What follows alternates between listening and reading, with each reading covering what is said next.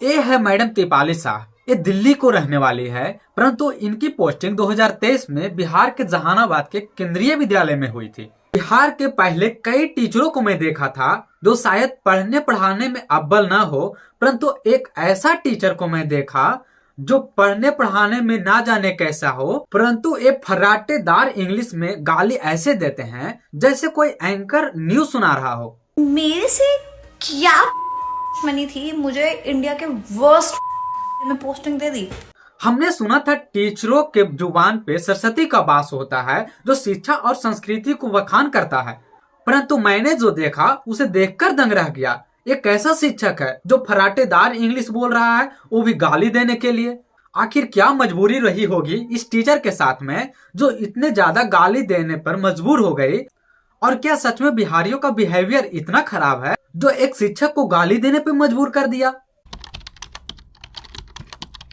ये है मार्च 2023 का न्यूज जो तमिलनाडु में बिहारियों को पीटा जा रहा था। 2 to 3 days now that alleged videos of attacks on migrants from Bihar working in Tamil Nadu.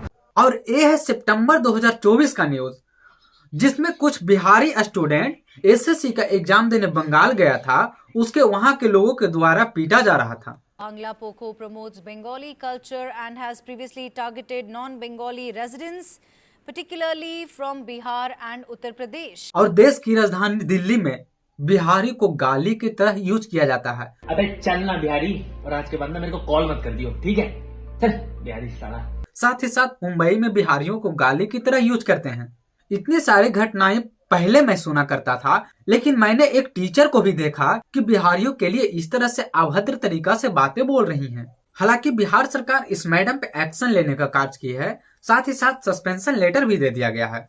कभी कभी मैं ये सोचकर परेशान होने लगता हूँ कि क्या बिहारी सच में इतना बोरियत है, और पहले भी इतना ही बोरियत हुआ करता था। तभी मैं अपने इतिहास को पन्ने उलट कर देखता हूँ तो ऐसा बिल्कुल भी नहीं था। जब दुनिया में कोई भी यूनिवर्सिटी पढ़ने के लिए नहीं था, तब बिहार में नालंदा और विक्रमशिला जैसी यूनिवर्सिटी थे जिसमें विदेश से भी लोग पढ़ने के लिए आया करते थे। जिस धरती शिक्षा और संस्कृति को पाठ पढ़ाता था उसे आज इतना गाली क्यों सुनना पड़ रहा है। जिस धरती ने आर्यभट्ट जैसे साइंटिस्ट और अशोक जैसे सम्राट को दिया है उसे आज इतना अपमान क्यों होना पड़ रहा है।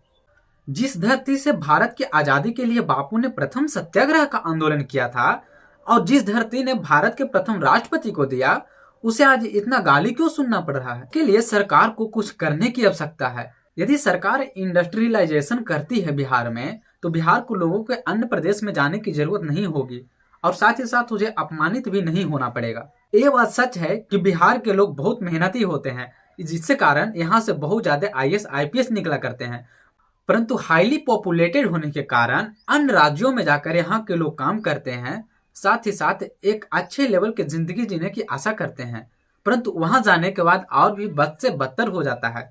हालांकि हमें बिहारी होने पे गर्व होना चाहिए और बिहार में ही इंडस्ट्री का बढ़ावा देना चाहिए, क्योंकि किसी भी राज्य या किसी भी देश के विकास के लिए इंडस्ट्री अहम भूमिका निभाती है। इंडस्ट्री को बढ़ावा दिया जाएगा तो जिसके कारण रेवेन्यू जनरेट होगा और उसका GDP ऊपर चला जाएगा।